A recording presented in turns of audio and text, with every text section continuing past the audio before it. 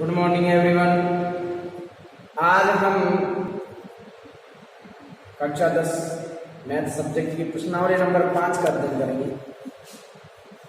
प्रश्नावली 5 है समांतर श्रेणी अर्थात अर्थमेटिक प्रोग्रेशंस। तो अर्थमेटिक प्रोग्रेशंस मतलब समांतर श्रेणी होती क्या है। इसके लिए सबसे पहले हम पढ़ेंगे अनुक्रम कि अनुक्रम किसे कहते हैं। अनुक्रम क्या होता है?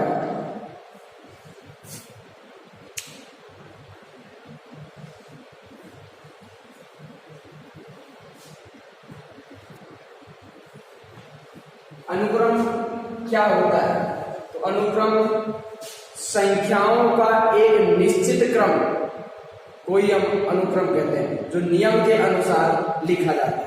तो हम इसको इस प्रकार से लिख सकते हैं कि संख्याओं के एक निश्चित नियमानुसार क्रम को हम अनुक्रम कहते हैं। तो हम परिभाषा लिखेंगे संख्याओं के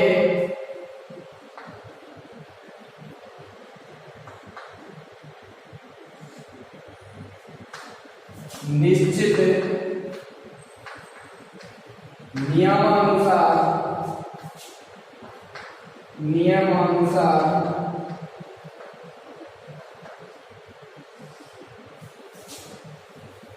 क्रम को अनुक्रम कहते हैं।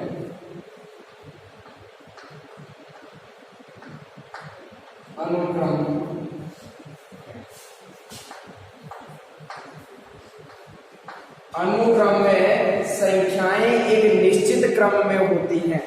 जैसे हम लिखें एग्जाम्पल के लिए संख्या हो सकती है 2, 4, 6, 8, 10। इसमें क्या है कि प्रत्येक अगली संख्या पिछली संख्या में 2 जोड़ने पर प्राप्त हुई है तथा निश्चित नियम है कि अगली संख्या पिछली संख्या में 2 जोड़ने पर प्राप्त हुई है। अर्थात ऐसे लिख सकते हैं जो दी गई संख्या है वो सम संख्या है। सम संख्याओं का क्रम है, नियम बन गया निश्चित ये सम संख्याओं का क्रम है।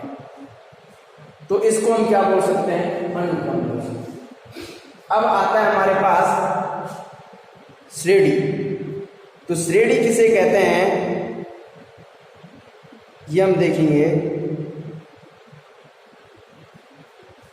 अब श्रेणी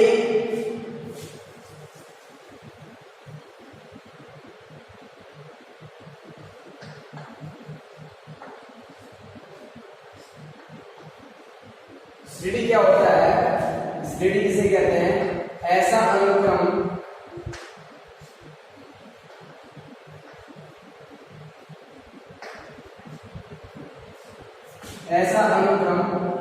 जो एक निश्चित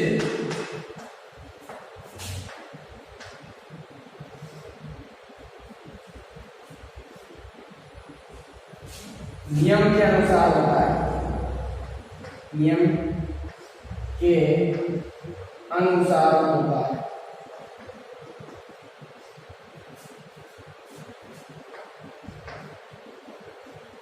एग्जाम्पल के लिए हम लिख सकते हैं ये भी एक श्रेणी है। तो 4, 6, 8 निश्चित इसमें क्रम हुआ कि अगली संख्या पिछले संख्या में 1 जोड़ने पर 2 जोड़ने पर ही प्राप्त होगा। इस प्रकार अगला अगर एग्जाम्पल लिखे तो इस प्रकार लिख सकते हैं 1 का स्क्वायर 2 का स्क्वायर या फिर ऐसे लिख सकते हैं 2, 4, 8, 16, 32। इसमें अगली संख्या इनके बीच जो अंतर होगा वो 2 का होगा। जैसे 2 का भाग दिया 4 में 2 बार, फिर 4 का भाग 8 में दिया 2 बार, 8 का भाग 16 में दिया 2 बार, 16 का भाग 32 में दिया 2 बार। ये भी एक क्या है? श्रेणी है। यहाँ जोड़ने पर प्राप्त हो रहा है या गुणा करने पर प्राप्त हो रहा है। यहाँ अगला पद कैसे प्राप्त होगा कि उसको किससे गुणा करने पर, दी गई संख्या को 2 से गुणा करने पर अगली संख्या आ जाती है। तो ये क्या है, निश्चित क्रम हो गया, इसलिए इसे क्या कहेंगे, श्रेणी। श्रेणी को हम 3 प्रकार से विभाजित करते हैं, समांतर श्रेणी, गुणोत्तर श्रेणी और हरात्मक श्रेणी। अब यहां पर हम जो पढ़ेंगे वो हम पढ़ेंगे समांतर श्रेणी। हमारे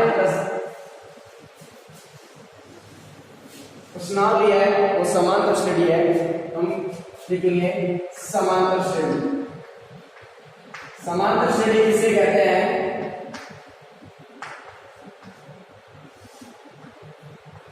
ऐसी श्रेणी जिसमें 2 क्रमागत पदों के बीच का अंतर क्या होता है, समान होता है। 2 क्रमागत पदों के बीच का अंतर यदि किसी श्रेणी में समान हो तो वह समांतर श्रेणी होती है। तो हम लिख सकते हैं ऐसी श्रेणी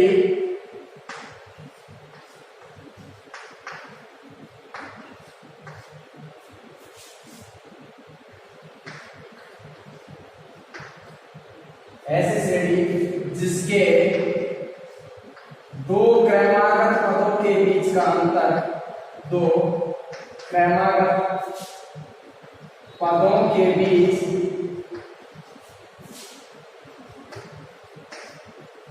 का अंतर समान होता है,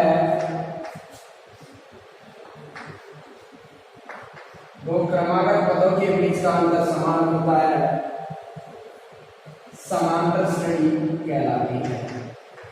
समांतर श्रेणी कहलाती है। एग्जाम्पल के लिए यदि हम लिखें तो इस प्रकार होगा एग्जाम्पल, जैसे लिखा 1 3 5 7 9, ये इनके बीच का अंतर 2, फिर इन दोनों संख्याओं के बीच का अंतर, फिर इन दोनों संख्याओं के बीच का अंतर, और ये हमेशा क्या रहना चाहिए, समान। सभी पदों के बीच का अंतर क्या है, समान, इसलिए क्या है, समान। इसी प्रकार देखें तो ये भी लिख सकते हैं 3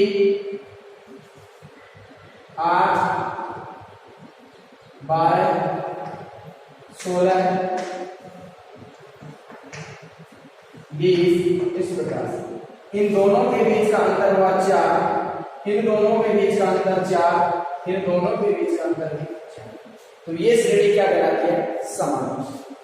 समांतर श्रेणी का जो पहला पद होता है, प्रथम जो संख्या होती है उसे हम प्रथम पद बोलते हैं। तो यहाँ प्रथम पद ए को यदि हम समांतर श्रेणी को लिखें तो ऐसे लिख सकते हैं A1 A2 A3 A4 A0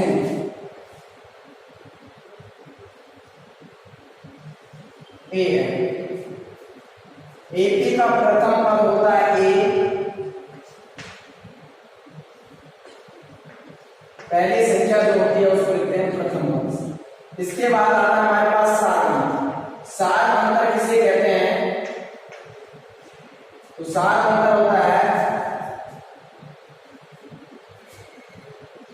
समांतर श्रेणी के 2 क्रमागत पदों के बीच का अंतर क्या कहलाता है, सार। समांतर श्रेणी के अर्थात AP के 2 क्रमागत पदों के बीच का अंतर, पदों के बीच का अंतर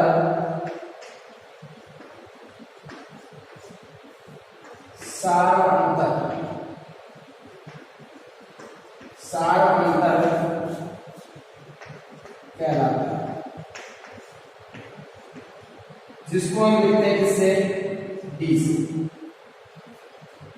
अगर डी का मान हमें निकाले तो डी का मान इस प्रकार से निकाल सकते हैं, डी बराबर अगले पद में से पिछला पद घटाने पर हमें सार अंतर प्राप्त हो जाता है, लिख सकते हैं A2 माइनस। जरूरी नहीं है इसी प्रकार लिखें, अगले पद में से पिछला पद घटाएंगे तो भी आ जाएगा। A3 में से हम A2 को घटाएंगे तो भी हमारे पास क्या आ जाएगा 7। इसी प्रकार यदि आगे भी हम याद करें तो चौथे पद में से यदि तीसरा पद घटा दें तो भी हमारे पास क्या प्राप्त हो जाएगा 7। इसके साथ अगर हम इसका सूत्र प्राप्त करें देखेंगे समांतर श्रेणी अर्थात एक ये है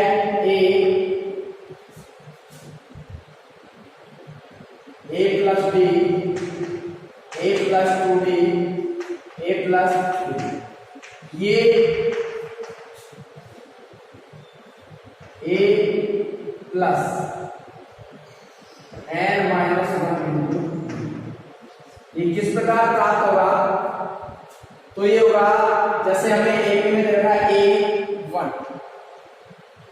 A1 और A2 यदि हम याद करें तो A2 में यदि हम सात अंतर को जोड़ दें तो हमारे पास क्या प्राप्त हो जाता है अगला पद। इसी प्रकार यदि तीसरा पद याद करें तो तीसरे पद में क्या होगा?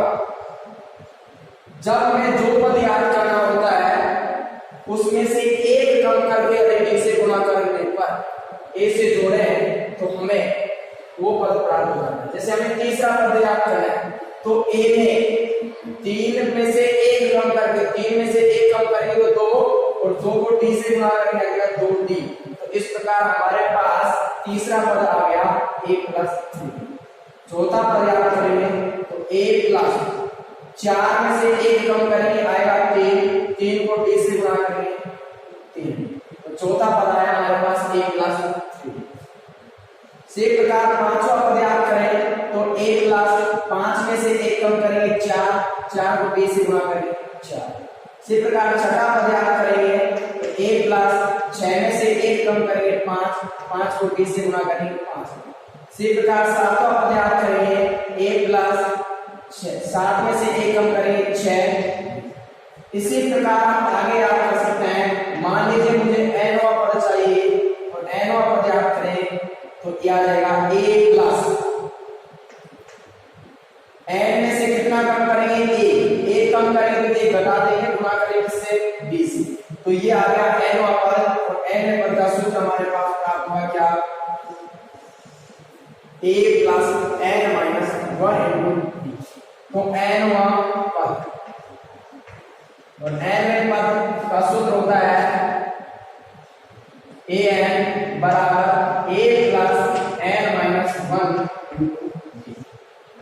जो कि हमने नीचे प्राप्त किया। इस प्रकार से हम याद कर सकते हैं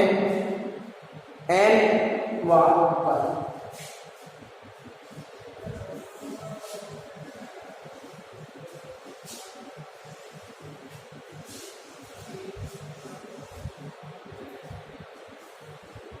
हम 5.1 की शुरुआत करते हैं।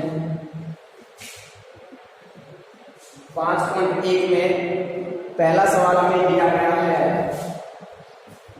कि निम्नलिखित समांतर श्रेणी के लिए प्रथम पद व सार अंतर ज्ञात कीजिए। प्रत्येक सवाल में हमें प्रथम पद और सार अंतर बताना है। पहले जो संख्या लिखे हुए हैं AP अर्थात समांतर श्रेणी 6, 9, 12, 15, इसमें हमें प्रथम पद और सार अंतर बताना है। तो प्रथम पद मैंने बताया जो समांतर श्रेणी में पहली संख्या होगी वो हमारा प्रथम पद होगा जिसको लिखते हैं A से। तो प्रथम संख्या क्या है हमारे पास 6, तो प्रथम पद हो गया हमारे पास 6। इसी प्रकार हमें ज्ञात और क्या करना है सार अंतर। सार अंतर याद करेंगे, सार अंतर को लिखेंगे D से और इसका सूत्र होगा A2 माइनस A1। A2 का मान हमारे पास कितना है? ये पहला पद, ये A1, ये A2, ये A3, ये A4। हमें सार अंतर याद करना है। A2 9 में से कितने A1 का मान कितना है 6, 9 में से 6 गए तो हमारे पास क्या हो गया 3। तो सार अंतर तो आया हमारे पास 3 और प्रथम पद आया हमारे पास 6।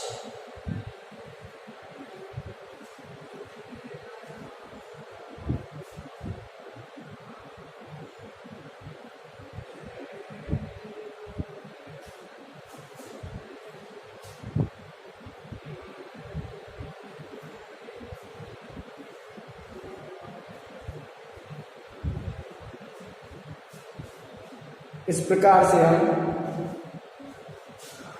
किसी भी संख्या का प्रथम पद और सार अंतर याद कर सकते हैं। दूसरा सवाल होगा इसका हमारे पास, पहले का दूसरा दे रखा है -7 -9 -11 -3। तो हमें प्रथम पद और सार अंतर बताना है। प्रथम पद को लिखते हैं हम कैसे, जो पहली संख्या होता है जिसका मान है -7, फिर ज्ञात करना है सार अंतर। सार अंतर को लिखते हैं कैसे, सूत्र बताया मैंने A2 - A। A2 का मतलब दूसरा पद, ये A1, ये A2, ये A3 और ये A4। A2 का मान है -9, A1 का मान है -7। -9 माइनस हुआ +7, -9 7 कितने बच गए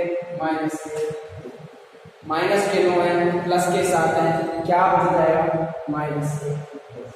इस प्रकार हम किसी भी संख्या का सार अंतर ज्ञात कर सकते हैं। तीसरा सवाल देखेंगे इसका, तो तीसरा सवाल हमारे पास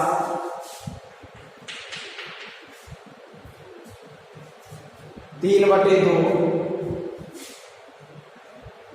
1/2 माइनस के 1/2 और माइनस के 3/2।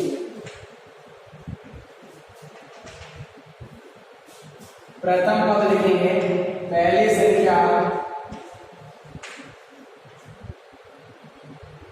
ए हमारे पास है 3/2।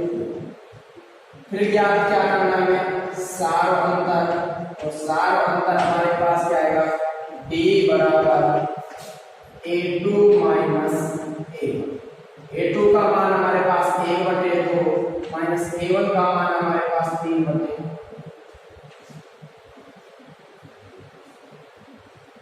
लघुत्तम आया 2, बचा 1 माइनस, घटाएंगे तो बचेगा -2/2 और 2 में 2 का भाग नहीं आ जाएगा माइनस का 1। इस प्रकार हम किसी भी संख्या का प्रथम पद और सार अंतर ज्ञात कर सकते हैं। आगे बचे सभी सवालों को आप करेंगे 7 तक, 3 मैंने आपको बता दिए। सारे सवाल आगे के जो हैं वो इसी प्रकार है, आप स्वयं करें।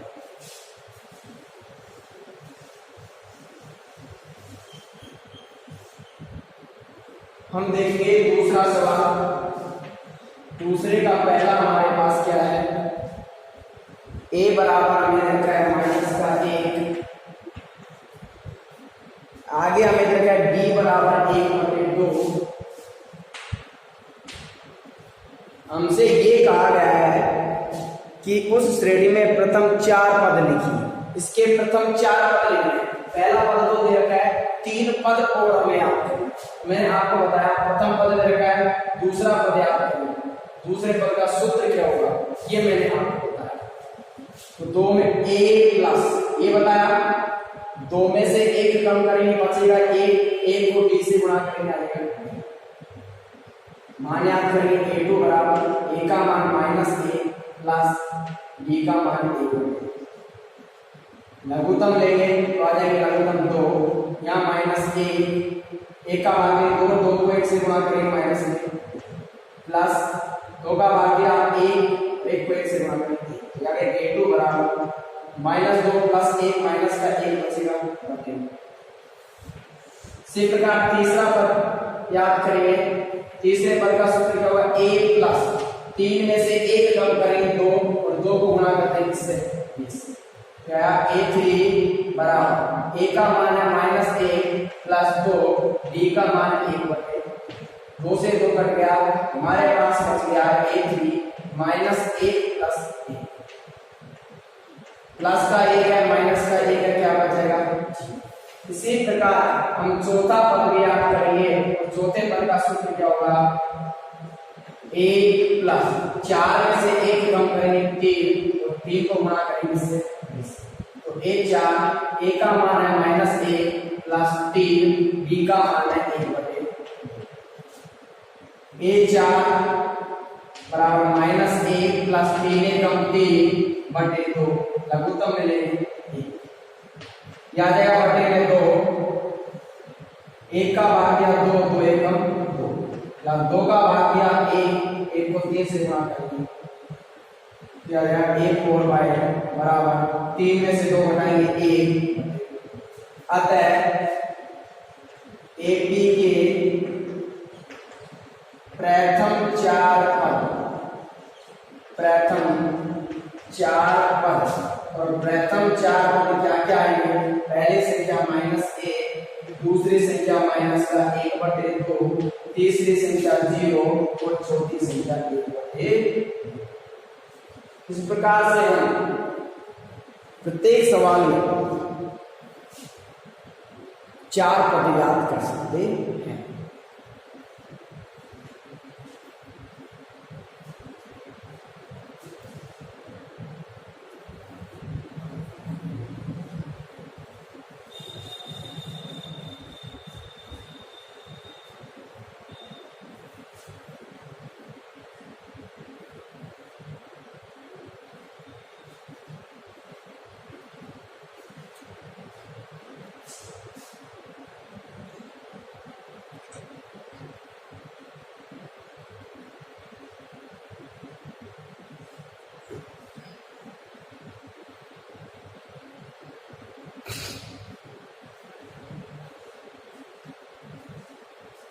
इसी प्रकार अगला सवाल देखिए इसका,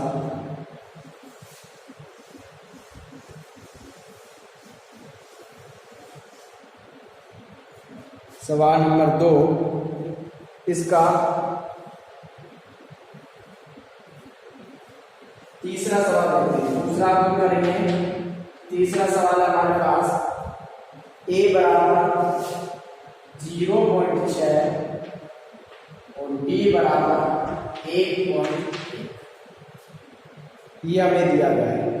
हमें प्रथम 4 पद याद करेंगे। तो पहला तो दे रखा है, दूसरा पद याद करेंगे। दूसरे पद का सूत्र होगा a प्लस 2 में से 1 कम करेंगे 1 बचेगा, 1 को b से गुणा करेंगे तो आ जाएगा 1 प्लस 2। तो आया a2 बराबर a का मान 0.6, b का मान 1, क्या जाएगा a2 बराबर जोड़ेंगे तो आ जाएगा 1.7। इसी प्रकार दूसरा तीसरा पद है। तीसरे का a प्लस 3 में से 1 कम करेंगे कितने बचेंगे 2, 2 को d से गुणा करेंगे a3 a का मान रहेगा 0.6 प्लस d का मान 2 ऐसे कैसे d का मान 1.1, a3 बराबर 0.6 इसको इससे गुणा करेंगे 2.2 जोड़ेंगे तो हमारे पास आ जाएंगे 2.8। इसी प्रकार चौथा पद याद करेंगे। चौथे पद का सूत्र क्या होगा, a प्लस 4 में से 1 कम करेंगे 3 को b से गुणा करेंगे 3, a4 बराबर a का मान रहेगा 0.6 प्लस 3 d का मान रहेगा 1.1, a4 बराबर 0.6 3 से गुणा करेंगे 3.3, a4 जोड़े करेंगे 3.9।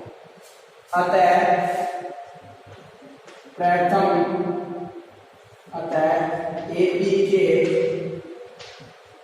प्रथम 4 और प्रथम 4 0.6, 1.7, 2.8 और 3.9।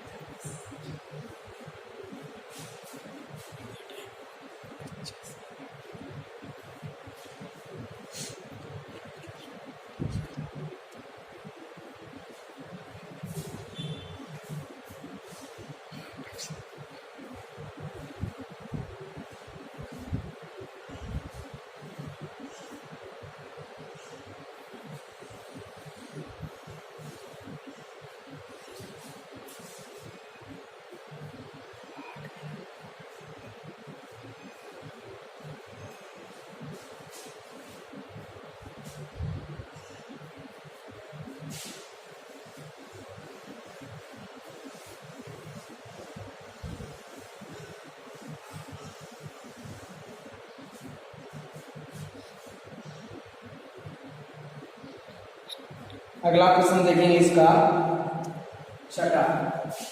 जो सवाल छोड़ दिए गए हैं उनको स्वयं हल करेंगे।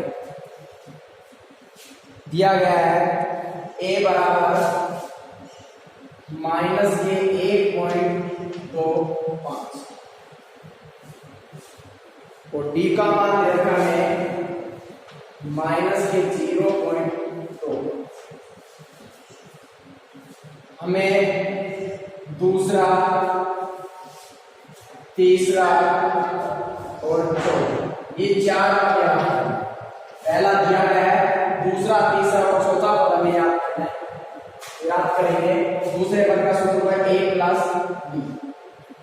a2 a का मान -1.25 प्लस d का मान कितना है -0.25। याद आएगा a2 बराबर -1.25 प्लस माइनस जाएगा -0.25। माइनस की दोनों संख्या जुड़ जाएगी तो जुड़ेगा -1.5। इसी प्रकार तीसरा पद याद करेंगे। तीसरे पद का सूत्र है a प्लस 3 में से 1 कम करेंगे तो हमारे पास बचेगा 2 को d से गुणा करेंगे तो 2 a3 a का मान -1.25 प्लस 2 b का मान -0.25 आएगा। a3 बराबर -1.25 प्लस माइनस हो गया माइनस 2 से गुणा करें 0.50 a3 और इनको जोड़े तो 1.75 किसके माइनस। इसका सूत्र होगा 1 प्लस 4 में से 1 कम करेंगे 3 को d से गुणा किया तो आया 1 प्लस 3d। एक और का मान याद करेंगे, a का मान रहेगा माइनस का 1.25 प्लस 3d का मान -0.25 क्या जाएगा। एक और बराबर -1.25 माइनस प्लस माइनस 3 को गुणा करेंगे 0.25 से 0.75 जोड़े जाके -2.00। अतः एपी के प्रथम चार पद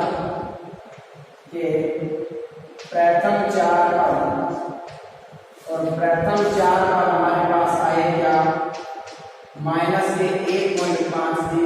शुरू में दे रखा है माइनस का 1.25, फिर याद किया हमने माइनस का 1.50, फिर हमने याद किया माइनस का 1.75 और फिर हमने याद किया -2.00।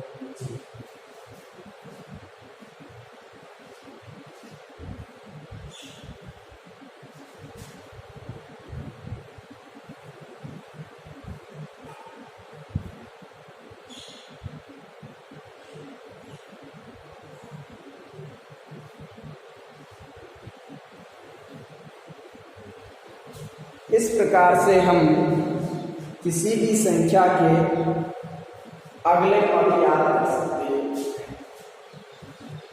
इसका तीसरा प्रश्न हम देखेंगे। अब तीसरा प्रश्न क्या है?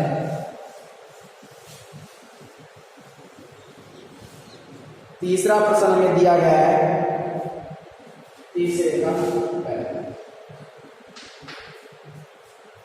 प्रश्न में क्या दिया गया है और क्या पूछा गया है? संख्याओं की निम्नलिखित सूची है। संख्याओं की सूची दी गई है, समांतर श्रेणी की हमें जांच करनी है कि ये समांतर श्रेणी है या नहीं। यदि इनमें से कोई समांतर श्रेणी है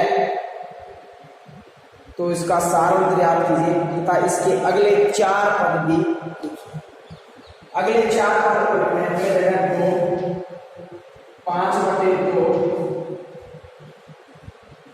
इसके बाद रहेगा 3, फिर रहेगा 7/2। पहले तो हमें ये देखना है ये समांतर श्रेणी में है या तो हमें सारांश याद करना पड़ेगा प्रत्येक पदों के बीच। क्या देगा D1। पहला सारांश याद करिए A2 - A। पहले दो पद ये A1 A2 A3 और ये A। क्या किया? D1 बराबर आया A2 का मान 5/2 माइनस A1 का मान 2 बटे में मान लेंगे 1 तो आएगा D1 बराबर लघुत्तम लिया 5, 2 का भाग लिया एक बार, 1 को 5 से गुणा करेंगे 5, 1 का भाग लिया 2 बार, 2 को 2 से गुणा करेंगे 4 तो आएगा D1 बराबर हमारे पास 1/2। D1 का मान आया 1/2। अगले पदों के बीच का अंतर निकालिए, इनके बीच का हो जाएगा D2 और D2 का सूत्र होगा A3 - A। या D2 A3 का मान 3 माइनस A2 का मान 5/2। नीचे एक मान लेंगे, फिर लघुत्तम ले लेंगे। लघुत्तम लेने पर आएगा हमारे पास 2, 1 का भाग दिया 2 बार, 2 को 3 से गुणा किया 6, 2 का भाग हमें एक बार, 1 को 5 से गुणा करेंगे 5। D2 बराबर आया 1/2। D3 का मान निकालेंगे तो आएगा A4 - A3। तो D3 A4 का मान है हमारे पास 7/2 माइनस A3 का मान है हमारे पास 3 बटे में मान लेंगे D3 बटे में 2 का भाग दिया 2 एकम आया 7 माइनस 1 का भाग दिया 2 दिया 6। D3 बराबर 7 में से 6 गए 1/2। हम देखेंगे चूंकि D1 D2 और D3 तीनों का मान बराबर है जो हमारे पास है, चूंकि दी गई सूची क्या है? एक ही है, सूची एक ही है अर्थात समांतर श्रेणी है। समांतर श्रेणी का सार अंतर हमें लेना है तो सार अंतर हमारे पास आएगा क्या? D बराबर 1/2। अब जब समांतर श्रेणी है तो हमें अगले 4 पद को याद करने हैं। 4 को दे रहे हैं अगले 4, 5वां 6वां 7वां और 5वां पद याद करना है, 6वां पद याद करना है, 7वां पद याद करना है, 8वां पद। सूत्र बनाइए तो 5वें पद का सूत्र है A प्लस 5 में से 1 कम करेंगे 4 4 B से गुणा करेंगे 4।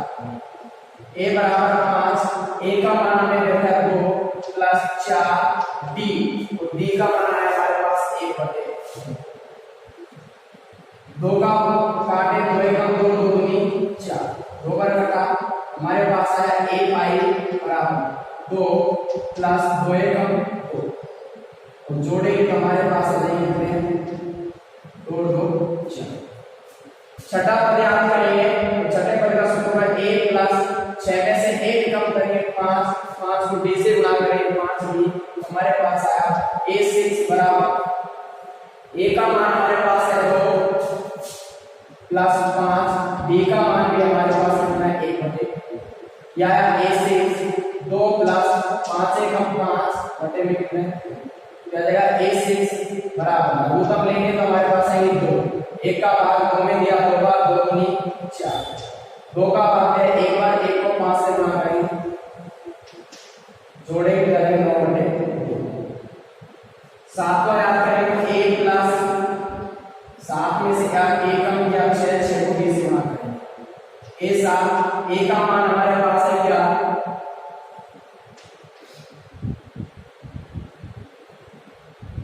2 प्लस 6 गुणा डी का मान 1/2 तो एकम 2 हो गया। ए सात बराबर 2 प्लस 3 एकम ए सात बराबर 3 एकम कितने हुए।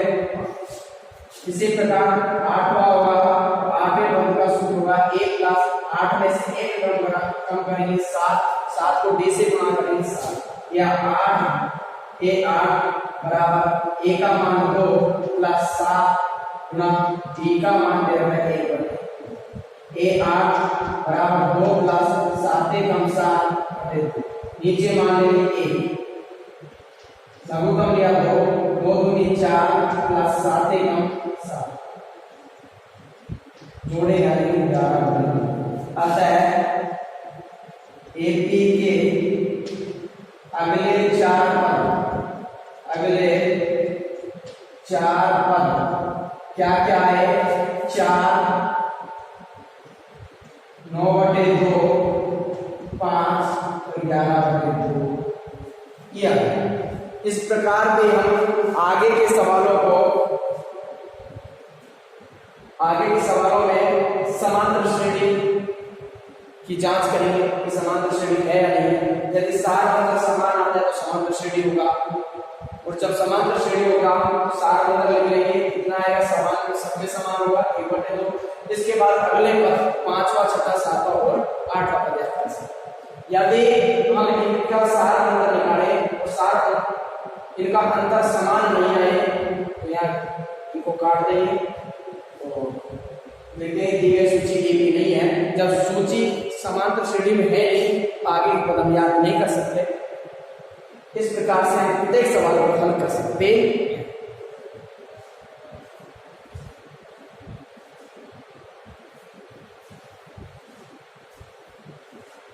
आज के लिए हम इतना ही पढ़ेंगे, आगे की चर्चा करेंगे कल। थैंक्स।